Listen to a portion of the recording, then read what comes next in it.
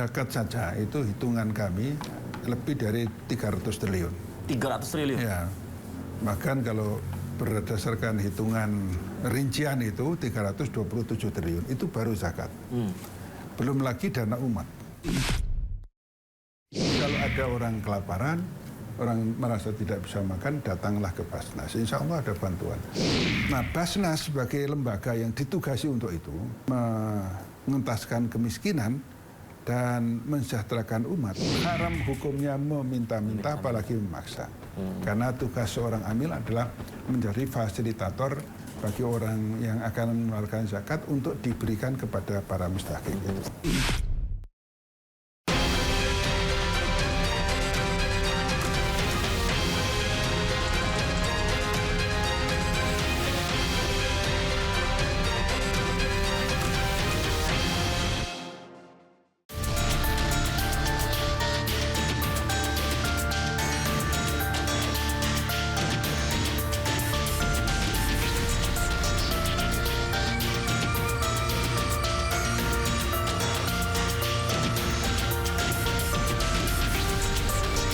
Pemirsa, ternyata ada satu hal yang sangat berdampak baik pada masyarakat. Hal tersebut adalah potensi luar biasa dari zakat. Ternyata zakat bisa membantu masyarakat yang kehidupannya berat, bahkan bisa menaikkan derajat. Nah, bagaimana untuk memaksimalkan potensi zakat ini, pemirsa? Kita akan berbincang bersama dengan Ketua Basnas RI, Profesor Dr. Kiai Haji Nur Ahmad MA. Untuk itu, ikuti saya. Ya pemirsa, alhamdulillah akhirnya kita hari ini bisa bertemu dan sekarang sudah bersama dengan kita Ketua Basnas RI Profesor Dr. Kiai Haji Nur Ahmad MA. Assalamualaikum Prof. Waalaikumsalam warahmatullahi wabarakatuh. Alhamdulillah Mas Yudi. Alhamdulillah Prof. Ini terima kasih banyak Prof. Kita satu tim diterima di Basnas. Alhamdulillah. Sayang sekali bulan puasa sehingga tidak bisa ada nanti sambil jamuan. Buka bersama mungkin nanti. Alhamdulillah kalau mau. Baik Prof, ini bicara soal Basnas yang juga ternyata menjadi potensi ekonomi juga untuk Indonesia ya Prof ya. Kalau kita boleh tahu Prof, potensinya sebesar apa sebenarnya di negeri ini Prof? Potensi zakat kita ini sangat besar sekali. Yang zakat saja itu hitungan kami lebih dari 300 triliun. 300 triliun? Ya, bahkan kalau berdasarkan hitungan rincian itu 327 triliun, itu baru zakat. Belum lagi dana umat. Dana umat itu akan banyak sekali karena nanti yang diperoleh tidak hanya zakat, infak, sedekah, dan dana sosial keagamaan yang lain, tetapi nanti ada misalnya ada kafaro, ada diat, ada takzir, macam-macam itu. Termasuk juga kalau kemarin misalnya ada dormant account, ada sisa siap pulsa, ada dana waris yang ditinggal wafat oleh ahli warisnya dan tidak diketahui oleh warisnya. Itu hitungan kami dengan Pak Menak itu 1.273 triliun. 1.000 triliun lebih? Iya, 1.000 triliun lebih. Oke, luar biasa. Sehingga besar sekali. Kalau zakat saja sebenarnya kurang lebih 300 triliun itu. Tetapi kalau kita menghitung semuanya, kalau kita mau menggali semua potensi yang ada dan kita bersungguh-sungguh untuk mendapatkan itu, potensi sebesar 1.273 triliun. Luar biasa, menarik. Berarti realisasinya seberapa persen, Prof? Nah itu yang masih belum. Yang sekarang ini baru kita tangani kan zakat, infak, sedekah, dan di BWI ada wakaf.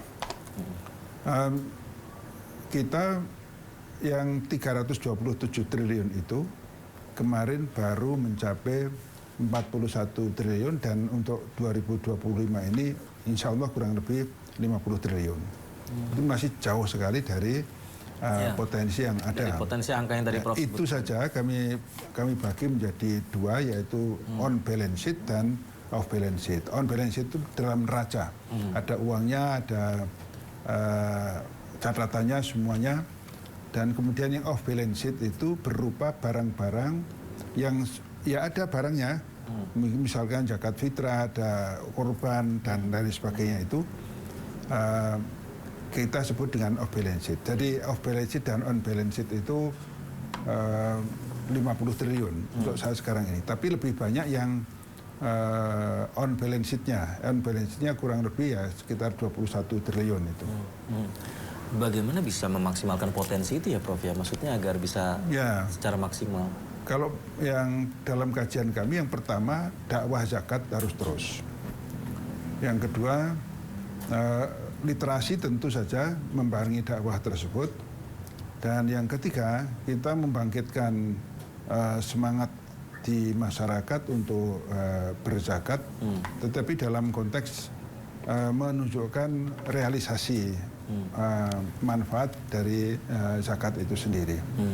Dan yang ketiga kalau ada regulasi kebijakan dari masing-masing daerah, bupati, wali kota, gubernur, dan sampai ke presiden dalam rangka untuk memperoleh raihan potensi zakat yang besar itu. Tentu saja ini seni, ya seni dari masing-masing kepala daerah. Ada yang dengan instruksi, ada yang dengan surat edaran, ada yang himbauan dan lain sebagainya.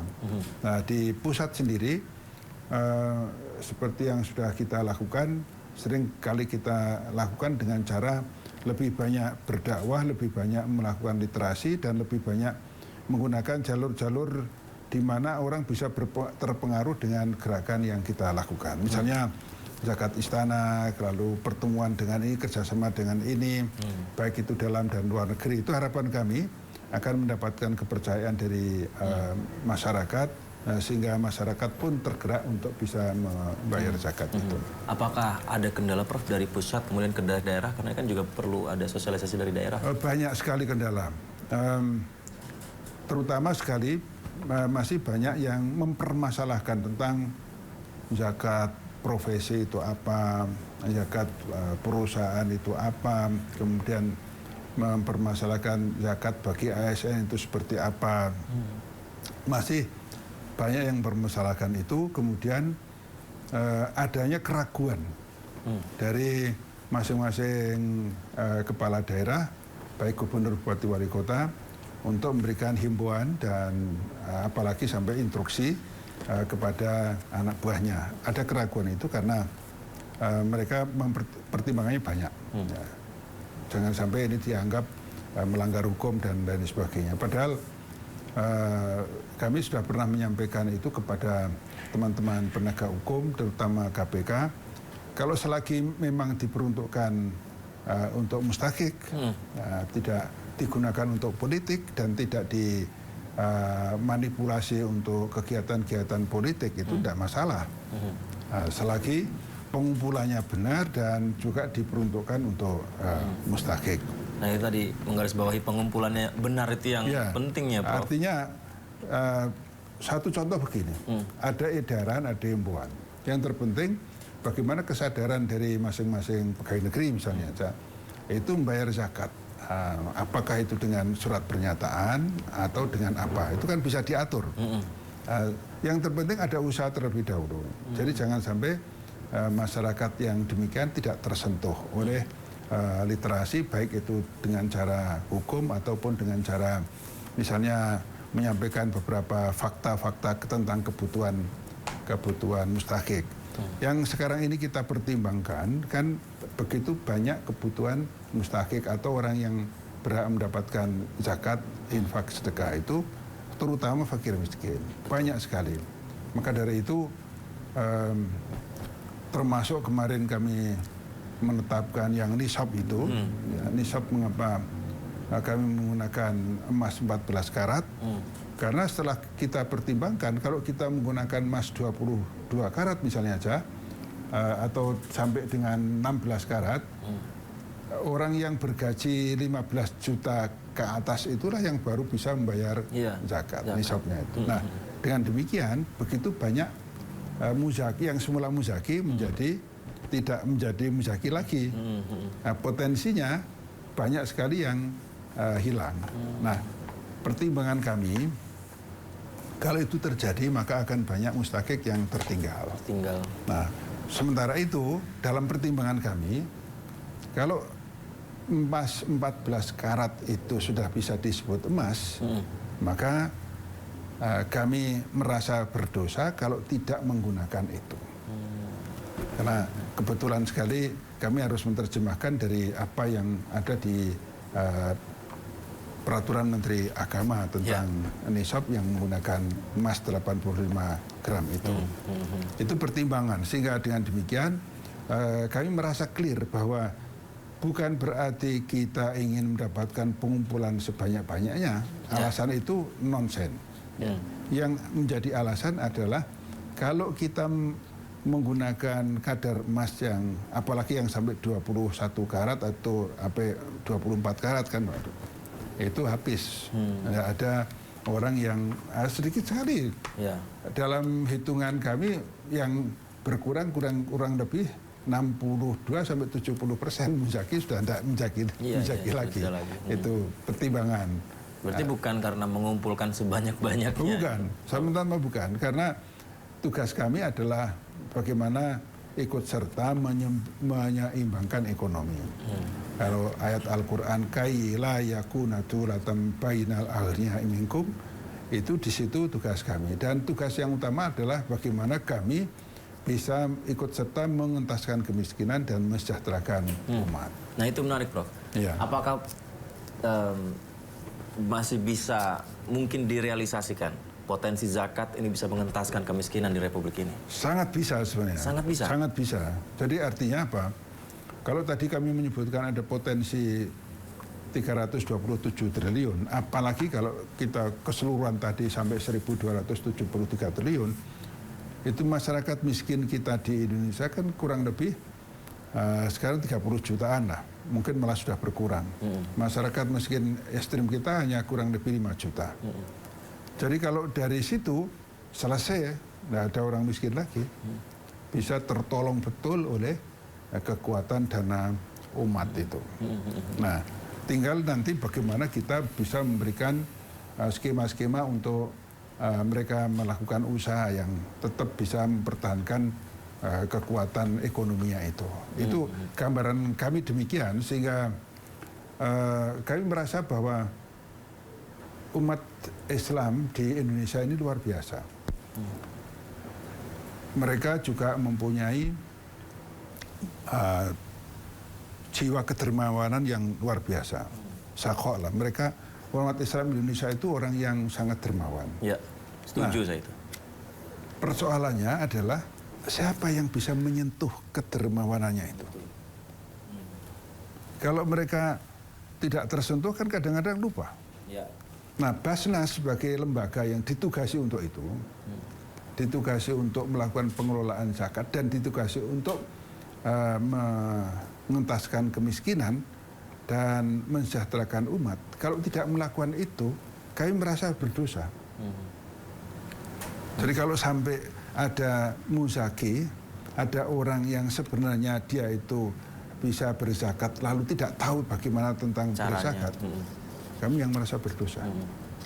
Sebaliknya, kalau ada orang kelaparan, sementara ada potensi yang bisa sebesar disalurkan untuk itu, yang tanggung jawab juga Basnas. Kami merasa begitu. Inilah yang sebenarnya tidak mudah untuk dipikirkan begitu saja, tidak mudah untuk dijalankan, tetapi sebenarnya tugas itu yang utama. Bagaimana kita bisa membangkitkan kedermawanan masyarakat yang luar biasa itu, kemudian bisa membagi yang sebanyak-banyak kepada mereka yang membutuhkan. Itu pertimbangan-pertimbangan utama yang begitu. Sampai kadang kami juga menyampaikan, kalau ada orang merasa lapar, tidak bisa makan, datanglah ke Basnas, di mana saja. Insya Allah akan ada bantuan sembako. Itu sebagai apa? Sebagai tanggung jawab kami. Jangan sampai tugas kami mengentaskan kemiskinan, mensejahterakan umat itu terlena hanya karena diskusi-diskusi yang tidak selesai-selesai. Ya. Hanya persoalan-persoalan berdebat yang tidak selesai-selesai, tetapi ada mustakik yang terlantar, ada muzaki, tidak hanya mustakik, muzaki yang terlantar, tidak tahu dia membayar zakat. Pertimbangan itu. Prof, kalau begitu dengan kendala yang ada sekarang, dengan kondisi yang seperti sekarang, potensi yang harusnya bisa sebesar itu, tapi kita sekarang di fase ini, tolak ukur keberhasilan yang dicapai Basnas dalam mengumpulkan zakat ini sejauh apa, Prof? Ya kalau menurut saya sesuai dengan tugas utamanya, yaitu seberapa besar ikut serta mensejahterakan umat dan mengentaskan kemiskinan tersebut. Itu tolok ukur. Adapun yang lain-lain, Ibnu Sabil katakanlah itu kan mustahik juga, tapi itu yang juga termasuk orang miskin. Sabilillah itu dalam rangka untuk literasi, untuk menguatkan zakat di seluruh Indonesia, dan itu juga penting. Gharim itu juga orang miskin juga kan, mu'alaf, mereka memang perlu ada bantuan. Tapi yang utama adalah fakir miskin itu, karena mereka itulah yang betul-betul terdesak kehidupannya. Prof, ada data nggak, Prof? Berapa persen mustahik yang... Kami belum mendapatkan data resmi dalam hal ini, tetapi dari beberapa program ekonomi, pemberdayaan ekonomi yang kami luncurkan, apakah itu ZMAT misalnya kami sudah mempunyai 4.763 ZMAT seluruh Indonesia. Kemudian juga ada Z Coffee, ada Z Auto seperti tadi yang kami luncurkan. Kemudian ada ZCD, ada zakat microfinance desa, ada zakat microfinance masjid. Itu rata-rata berhasil. Jadi artinya apa yang kami lakukan itu telah menghasilkan para mustahik tersebut bisa berusaha dengan baik. ZMAT misalnya aja, kemarin laporannya itu mereka setiap bulan sudah bisa menghasilkan kurang lebih 6-7 juta. Keuntungannya itu. Kemarin saya baru saja pulang dari Jambi. Di situ kami membantu Z Corner. Z Corner itu terisi dari beberapa tenan. Kemudian ada 15 tenan yang kami bantukan di situ. Di satu kawasan wisata, bukan wisata, tapi di situ ada taman yang bisa kami gunakan untuk itu berdasarkan permintaan dari Wali Kota Jambi, Pak Maulana. Kemudian kita bantu ZAU. Ternyata masing-masing tenan itu sudah berhasil untuk membayar zakat karena hasilnya sudah di atas hampir 8 juta. 8 juta? Ya. Oh, alhamdulillah. Sehingga kami merasa bahwa apa yang kami luncurkan itu telah banyak berhasil, dan kami merasa mengapa demikian, karena kami mendampingi. Manajemennya kami dampingi, supply chain-nya juga kami dampingi, tidak kami lepaskan begitu saja, karena kalau kami lepaskan begitu saja, mereka juga akan kehilangan bagaimana nanti ada pemasok untuk barang-barangnya itu. Nah, sehingga dengan begitu, apa yang kami lakukan untuk ZMAT-nya, untuk Z Corner, itu yang terpenting adalah pendampingan dan dipantau terus. Jadi jangan sampai mereka juga menyalahgunakan dana tersebut untuk yang di luar dari yang permintaan mereka itu. Baik, Prof. Saya tertarik tadi yang Prof sampaikan juga bahwa sebenarnya Muslim Indonesia itu tingkat dermawannya tinggi sekali ya, Prof ya. Berarti kan perlu ada untuk meningkatkan trust, mewujudkan trust mereka. Nah, bicara soal trust ini kan ada transparansi yang juga diharapkan bisa dilihat secara nyata. Nah, ini seperti apa kita akan bahas setelah jeda ya, Prof ya. Tetap bersama kami pemirsa, kami segera kembali.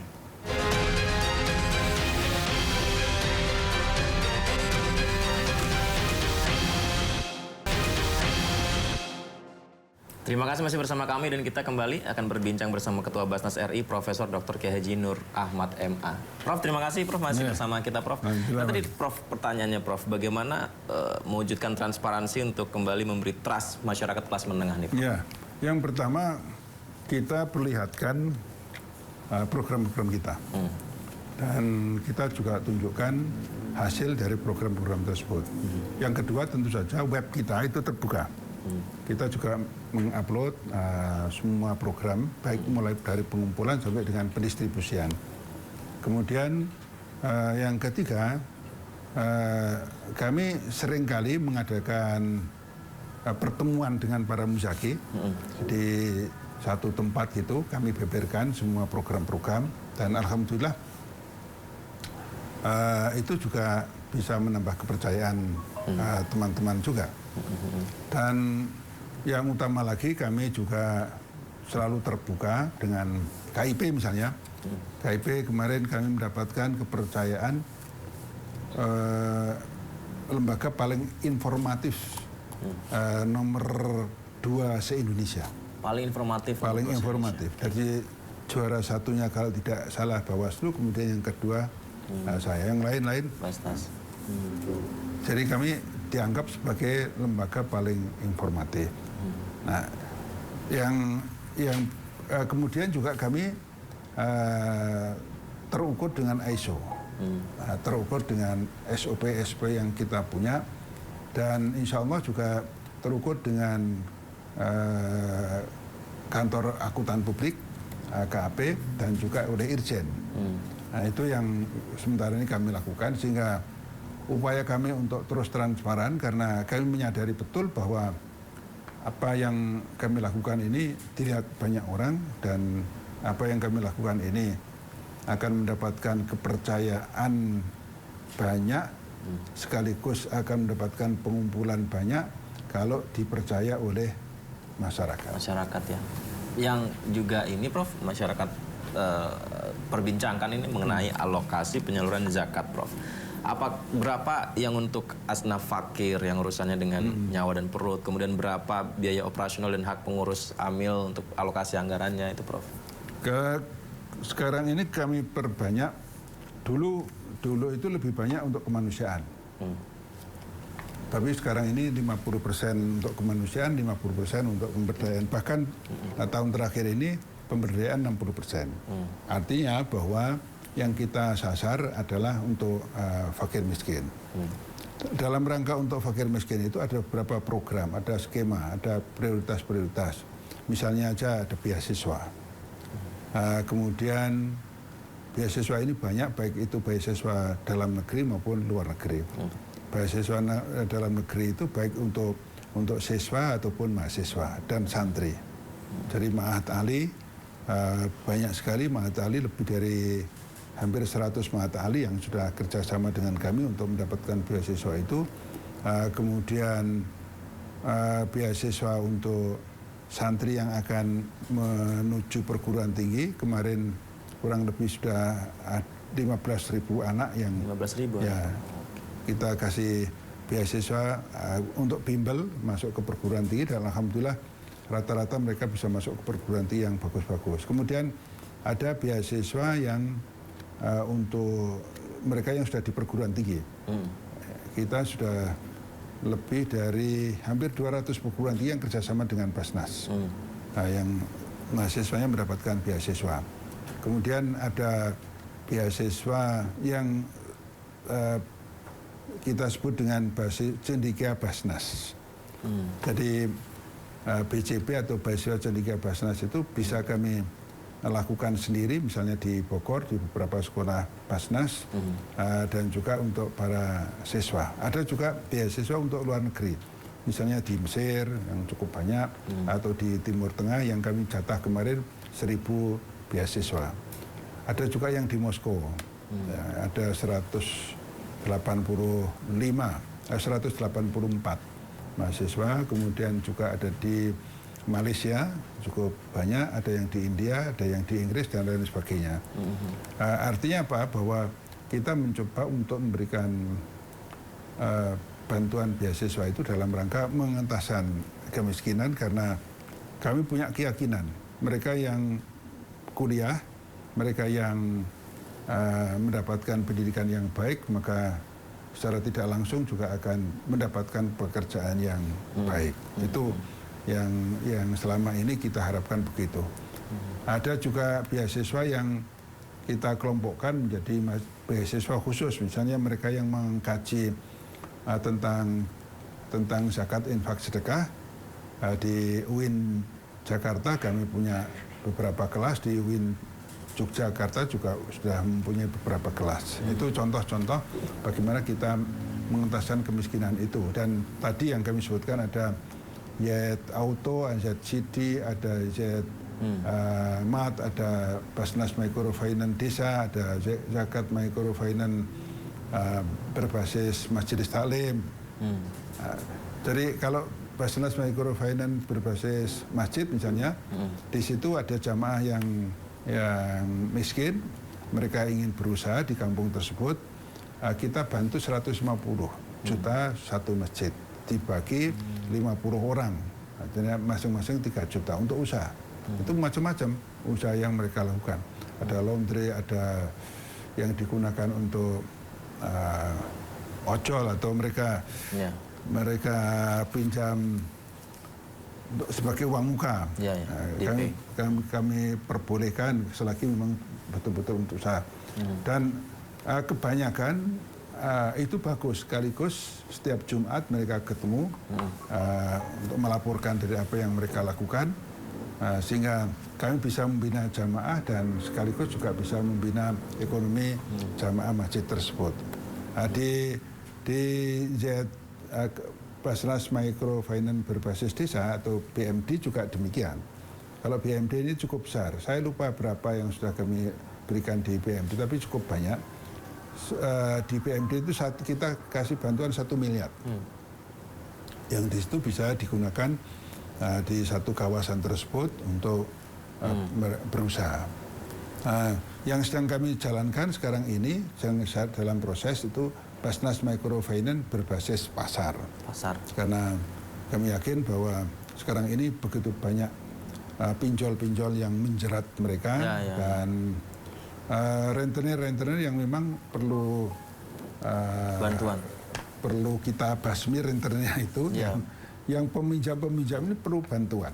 Karena beberapa kali kami kunjungi mereka, sehari misalnya pagi meminjam 200.000, siangnya mereka juga harus membayar 200, sudah harus membayar 220.000. Itu yang terjadi. Hanya selang beberapa jam itu sudah harus membayar demikian. Itu jadi fasilitasi Basnas untuk dibantu. Kami coba itu, walaupun kami masih sangat terbatas tentu saja. Tapi harapan kami nanti kalau perolehan Basnas itu besar, itu prioritas. Pedagang-pedagang ini menjadi prioritas. Baik, Prof, itu kan sebuah program-program yang sangat luar biasa ya, Prof. Tapi ini benar atau salah statement ini, Prof, bahwa penyaluran alokasi zakat Basnas, porsi dananya besar di biaya operasional dan hak pengurus atau Asnas Fisabilillah dan Amil mengambil besar. Benar nggak itu? Saya yakin tidak benar. Tidak benar ya? Saya yakin tidak benar. Karena begini, penyaluran itu sudah pasti banyak. Untuk fakir miskin sudah banyak-banyak. Kalau untuk operasional sesuai dengan hak amil, penggunaan hak fisabilillah itu digunakan dalam rangka untuk koordinasi, untuk dakwah zakat, untuk koordinasi nasional. Contoh, Basnas Pusat ini kan membawahi seluruh Indonesia. Sehingga dengan begitu perlu dana khusus, karena kalau menggunakan operasional mungkin tidak cukup. Oleh karena itu memungkinkan kalau menggunakan dana fisabilillah, karena ini tugasnya dalam rangka untuk pengembangan zakat di daerah-daerah tersebut. Demikian juga yang sabilillah betul, yang dalam rangka untuk membantu ormas, membantu sekolahan dan lain sebagainya, itu kan menggunakan dana-dana fisabilillah. Tapi yang digunakan untuk amil sendiri, baik itu yang dana operasional dan dana sabilillah itu kecil sekali. Nah, kalau kemudian ada rumor lebih dari dana penyaluran untuk fakir miskin, pasti tidak mungkin. Tidak mungkin. Ya. Berarti tidak benar juga bahwa ada alokasi yang berputar di ekosistem pengelola saja begitu. Tidak benar itu. Enggak. Jadi tidak mungkin, karena begini. Pola kami di Basnas itu kan in out, masuk dan keluar. Tidak boleh ada investasi. Ya. Investasi itu hanya diperbolehkan kalau itu dilakukan oleh mustakik. Jadi contoh, sekarang ini kami banyak sekali memberikan bantuan untuk balai ternak. Banyak balai ternak yang sudah kita bantukan. Kelompok-kelompok mustakik untuk mengurus kambing, mengurus ayam, mengurus sapi, itulah yang kami anggap bisa diinvestasikan asal yang menangani itu mustakik. Jadi bukan pengurus Basnas. Tidak diperbolehkan bagi Amil mengurus itu dan kemudian mendapatkan keuntungan dari situ, tidak diperbolehkan. Artinya bahwa Amil itu tidak mendapatkan hak untuk melakukan investasi atau dijadikan bisnis gitu. Dijadikan sama sekali tidak boleh. Itu in out. Ini pola yang kami lakukan. Sehingga pasti habis. Dalam 1 tahun atau dalam 1 bulan itu pasti habis. Yang kedua, apa yang kami lakukan ini didasarkan kepada semua hasil keputusan-keputusan bersama. Jadi misalnya aja kita akan menyalurkan, kita mendapatkan berapa, akan menyalurkan berapa, polanya seperti apa, itu berdasarkan pada keputusan bersama. Ya, jadi ada 2 rapat di tempat kami, rapat pimpinan dan rapat manajemen. Jadi tidak ada satupun kegiatan yang dilakukan di Basnas ini tanpa ada keputusan bersama. Sehingga dengan begitu tidak mungkin ada perselingkuhan di situ, ada orang memanfaatkan dana untuk dirinya sendiri, in out tadi ya in out tadi. Itu saja. Kadangkala kita juga berpikir, ini kok kita sudah berjanji akan membantu ini tapi ternyata masih kurang. Kita carikan telepon kanan kiri misalnya dengan beberapa UPZ yang ada, bisa tidak membantu ini. Itu yang kami lakukan, sehingga kalau tadi ada rumor dana fisabilillah digunakan oleh Amil, terutama sekali dalam rangka untuk investasi atau untuk menambah kesejahteraan, itu pasti tidak. Tidak ya? Ya pasti tidak. Nah, yang dilakukan adalah kalau toh menggunakan dana fisabilillah itu dalam rangka untuk koordinasi nasional dan juga dalam rangka untuk memberikan kepastian tentang literasi dan dakwah zakat. Tetapi dana fisabilillah juga lebih banyak digunakan untuk membantu ormas, untuk membantu misalnya MUI, NU, Muhammadiyah dan lain-lain sebagainya itu menggunakan istilah kami dana fisabilillah. Demikian juga yang bantuan-bantuan sekolahan, pesantren itu menggunakan istilah kami menggunakan dana fisabilillah. Karena memang mereka bergerak di situ. Ya. Jadi tidak bergerak di tempat sebagai mustakik yang fakir miskin, enggak. Tapi mereka bergerak fisabilillah dan itu lebih utama dalam pandangan kami untuk kami memberikan penyaluran tersebut. Baik, Prof, saya juga tertarik nih Prof dengan yang Prof sampaikan tadi bahwa penyaluran zakatnya bisa membantu masyarakat dalam kondisi yang kesulitan. Kita tahu bahwa belakangan kan banyak juga informasi tentang masyarakat yang terkendala dari segi pendidikan, kemudian terjerat pinjaman online tadi yang Prof sampaikan. Nah ini apakah prosedurnya itu sudah diketahui masyarakat sehingga bisa, ini loh ada salah satu dari pemerintah layanannya adalah Basnas juga bisa. Ada. Itu kita terbuka, bisa terbuka mengajukan, tentu saja nanti ada verifikasi. Ada verifikasi dari teman-teman di sini kan, verifikasinya canggih. Ini apakah modus atau enggak itu sudah tahu teman-teman itu. Ini sungguh-sungguh. Berarti ada aplikasi atau? Di samping aplikasi juga ada cek langsung. Cek langsung kepada yang bersangkutan, sehingga dengan begitu dipastikan dana itu diberikan kepada orang yang tepat. Ya. Berarti datang ke Basnas masing-masing daerah ya, Prof? Ada yang datang ke Basnas, kemudian kami cek. Kadang juga ada misalnya viral, ini terjadi kelaparan di sini atau ada orang yang sekian hari tidak makan. Kami selalu minta supaya langsung dicek ke lapangan. Kalau memang itu betul, kami minta langsung dibantu. Itu banyak sekali. Kalau di berita-berita seringkali ada begitu kan sering kali Banyak, iya, iya. Kemudian kita posting di grup. Ya, pasti kami posting siapa aja yang menemukan itu, kemudian kami posting di grup untuk segera dibantu. Untuk mempercepat bantuan itu kami menggunakan Basnas daerah. Basnas daerah apakah di kabupaten kota atau di provinsi, mereka bergerak dulu. Nanti bantuan kalau memang cukup besar ya dimintakan ke pusat. Tapi kalau tidak ya berarti diselesaikan di daerah masing-masing. Meskipun sebenarnya masyarakat membutuhkan bisa disalurkan oleh pemerintah melalui bantuan sosial ya, tapi Basnas pun juga sebenarnya masyarakat juga bisa didampingi oleh Basnas juga ya, ya, sangat bisa. Bahkan selalu kami katakan kalau ada orang merasa kelaparan dan tidak ada jalan lain, datanglah ke Basnas. Karena khawatirnya masyarakat hanya tidak tahu informasinya saja ya, Prof. Ya, mudah-mudahan ini didengar oleh masyarakat ya. Yang himbauan kami kalau ada orang kelaparan, orang merasa tidak bisa makan, datanglah ke Basnas. Insya Allah ada bantuan. Kalau Basnas daerah tidak ada, pasti akan ada upaya yang lain yang kami lakukan. Sehingga jangan sampai ada viral orang meninggal karena kelaparan. Jangan sampai ada demikian. Kami merasa sedih kalau misalnya ada berita tentang itu karena takut tidak bisa makan, lalu mereka bunuh diri bersama-sama. Ya, itu yang selalu kami himbau, jangan sampai demikian.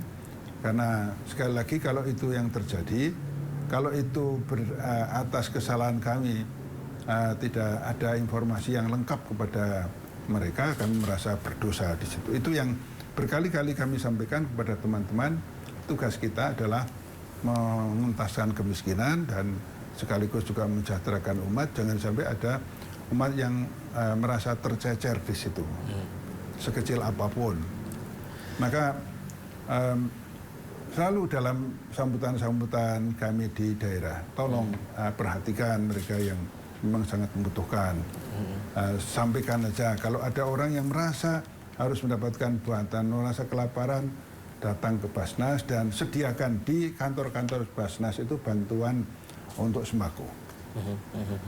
Kita ingat beberapa bulan yang lalu ya kasus di Ngada, kalau Profesor mengikuti seorang anak yang mengambil jalan pintas karena dugaannya tidak bisa membeli buku. Nah, itu yang kami sayangkan sekali. Oleh karena itu kami juga segera melakukan cek ke sana, cuma kemudian sudah mulai banyak bantuan sehingga ya alhamdulillah, artinya Basnas memantau hal tersebut. Nah, di tempat-tempat yang lain yang sering begitu juga selalu kami minta supaya diprioritaskan untuk bantuannya. Baik. Prof, satu lagi yang juga menjadi pertanyaan tentang lembaga amil zakat swasta. Ini bagian berkolaborasi dengan Basnas, tapi kita akan bahas setelah jeda ya, Prof. Okay. Tetap bersama kami pemirsa, kami segera kembali.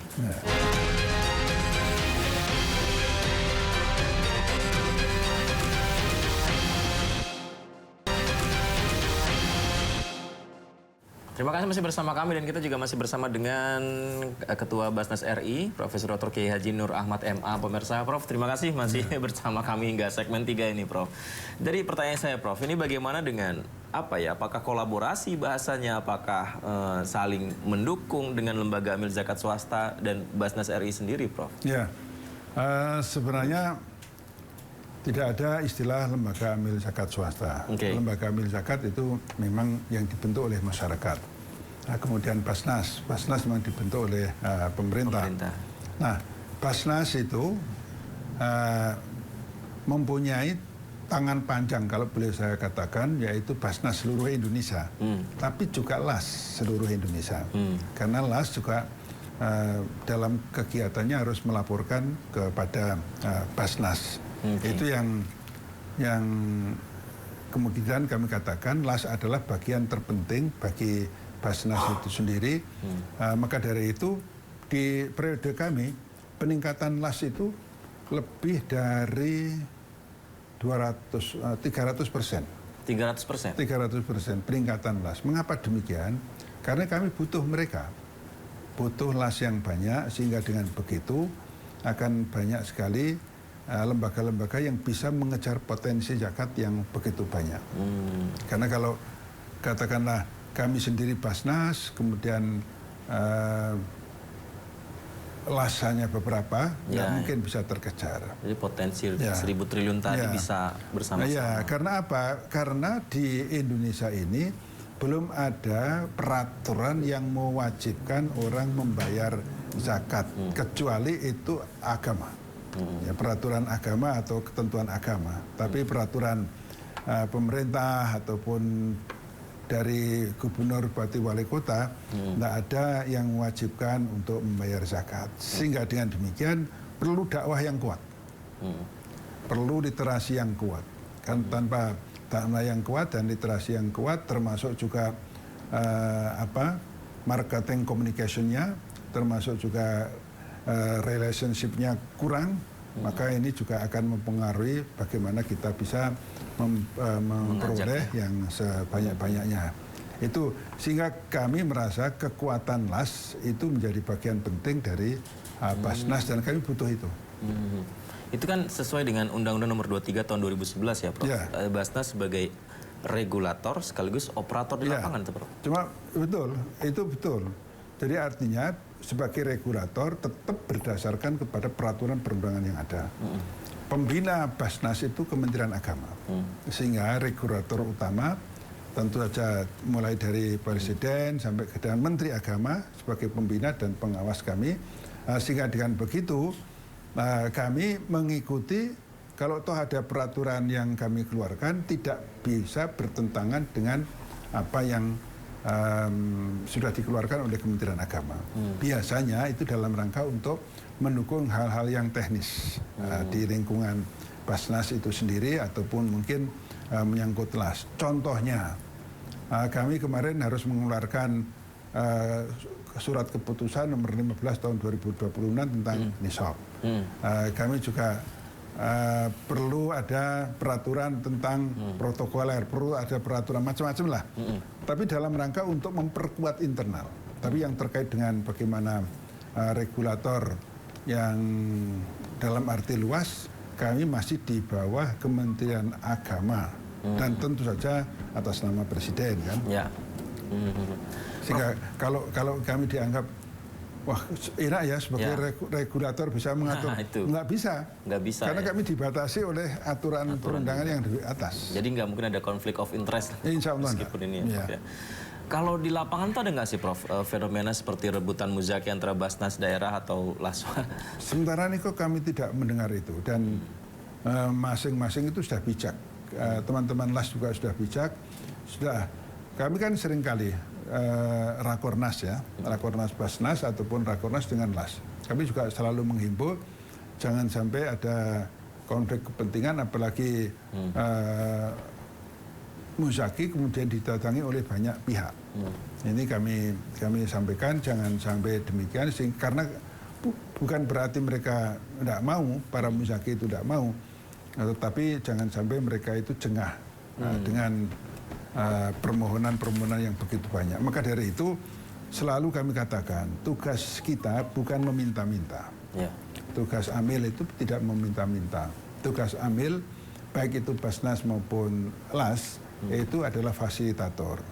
Kalau kami selalu menerjemahkan khudh min amwalihim shadaqatan tutahhiruhum wa tuzakkihim biha wa sholli alaihim inna sholataka sakanun lahum wallahu samiun alim, itu berarti di situ ada perintah, ada fi'il amar yang ditujukan, dhamir mustatirnya, fa'ilnya adalah Rasulullah Muhammad SAW. Tentu saja dalam hal ini kalau kita mau lebih luas lagi, Pak Presiden yang ditugasi untuk itu, kemudian Presiden menugaskan kepada Basnas dalam rangka untuk pengelolaan zakat ini, dan dengan begitu kami kemudian menerjemahkan itu sehingga kami pun merasa bahwa apa yang kami lakukan adalah sebagai fasilitator, tidak meminta-minta. Dan selalu saya katakan haram hukumnya meminta-minta apalagi memaksa. Karena tugas seorang amil adalah menjadi fasilitator bagi orang yang akan mengeluarkan zakat untuk diberikan kepada para mustahik. Ada berapa banyak, Prof, LAS di Indonesia yang resmi yang kemarin sudah kami rekomendasikan itu 193 LAS. Tapi ada yang banyak sekali di luar itu, masih cukup banyak yang belum terdaftar di tempat kami. Dalam pandangan kami sih, kami memantau. Gimana, Prof? Yang di luar tuh gimana, Prof? Kami tetap memantau, asal mereka tidak melanggar aturan, ya. Sementara ini kami masih mendiamkan. Tapi kalau mereka misalnya kemudian melanggar aturan, ya tentu saja nanti aparat hukum yang akan bertindak. Kan. Artinya bahwa kami tahu ada begitu banyak las-las yang belum berizin, masih las yang belum mendapatkan rekomendasi, tapi mereka sudah bekerja, mereka sudah melakukan kegiatannya itu.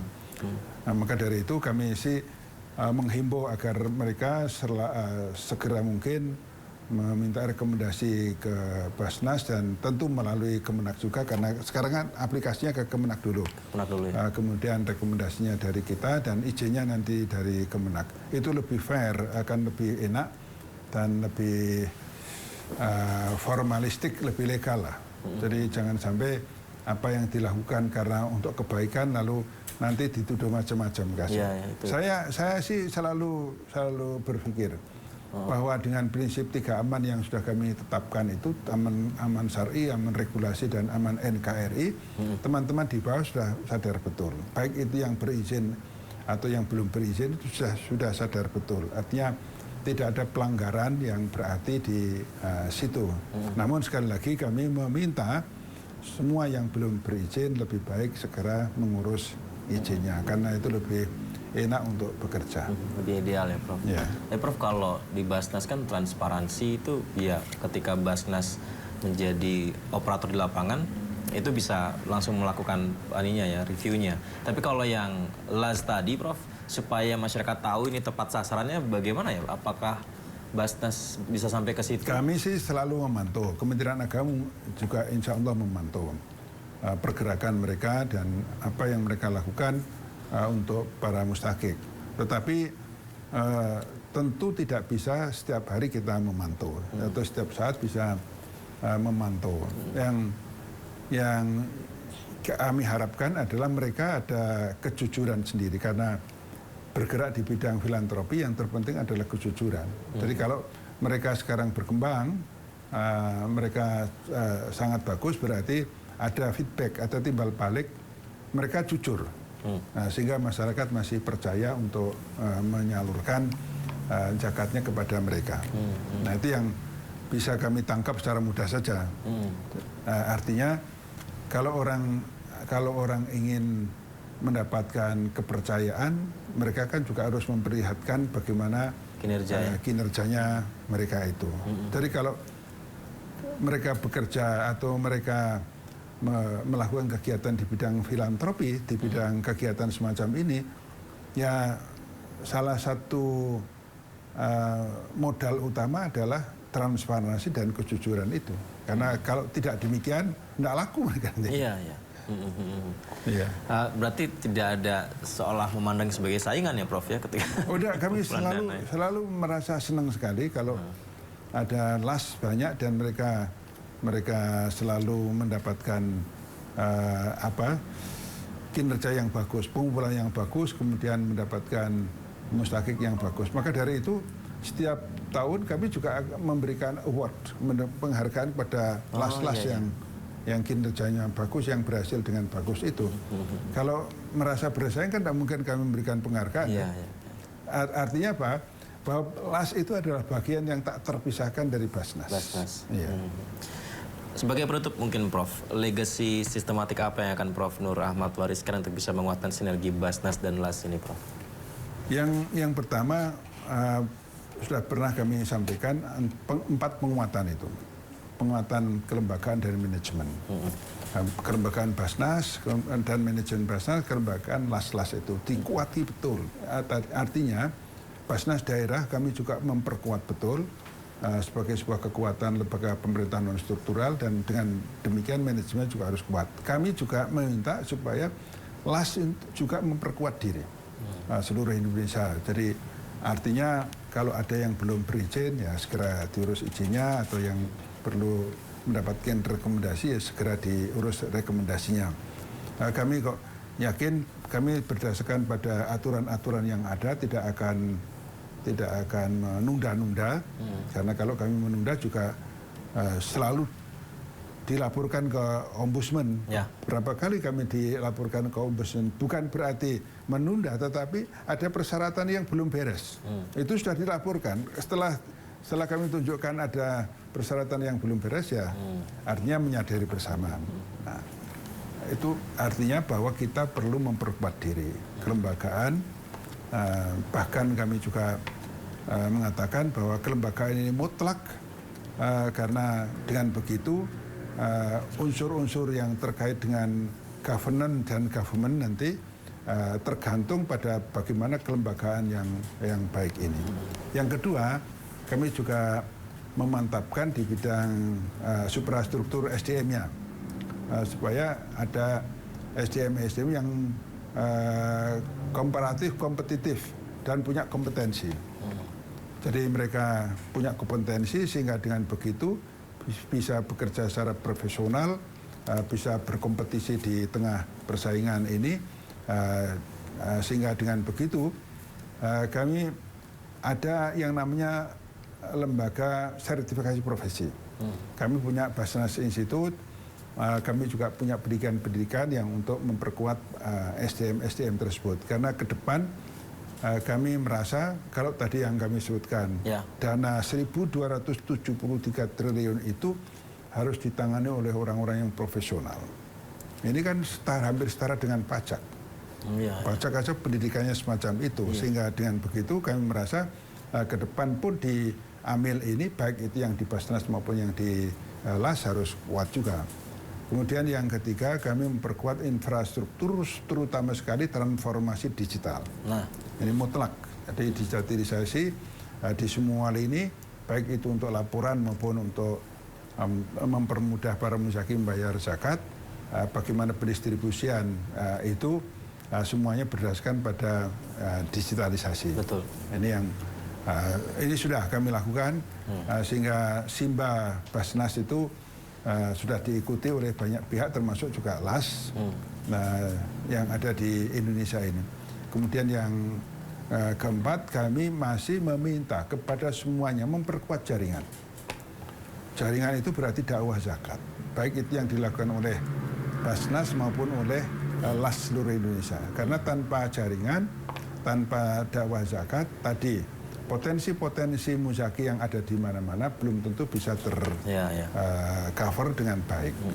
Ini yang kami lakukan. Kemudian kami juga memperteguh tentang bagaimana aman syar'i, aman regulasi, dan aman NKRI. Amin. Sehingga dengan demikian apa yang kami lakukan ini alhamdulillah diakui baik itu di Indonesia maupun di luar negeri. Di masa kepemimpinan kami ini alhamdulillah Basnas menjadi favorit, menjadi sangat seksi, menjadi sesuatu yang luar biasa, dan alhamdulillah sudah banyak orang tahu, insya Allah mungkin hampir orang seluruh Indonesia sudah tahu tentang Basnas. Yang dulu-dulunya begitu mendengar tentang Basnas masih ada yang pertanyakan itu. Ini sekarang ini sudah populer sekali di Indonesia, apalagi begitu banyak peran yang sudah kita lakukan, baik itu dalam rangka untuk di bencana. Kalau di bencana kan kami selalu tampil ke depan ya. Ini yang kami lakukan, termasuk juga bantuan-bantuan untuk Palestina dan di Timur Tengah pada umumnya. Sehingga kami juga populer di luar negeri, terutama di Mesir, di Palestina sendiri, di beberapa negara Timur Tengah, termasuk di Asia Tenggara. Baik. Bismillah Prof, semoga saja potensi 1.000 triliun lebih tadi Prof ya, itu bisa segera terwujud. Amin. Kami dari media Sindo siap Prof kalau misalnya butuh mungkin membantu untuk mensosialisasikan lebih dalam transformasi digital tadi Prof. Bisa itu.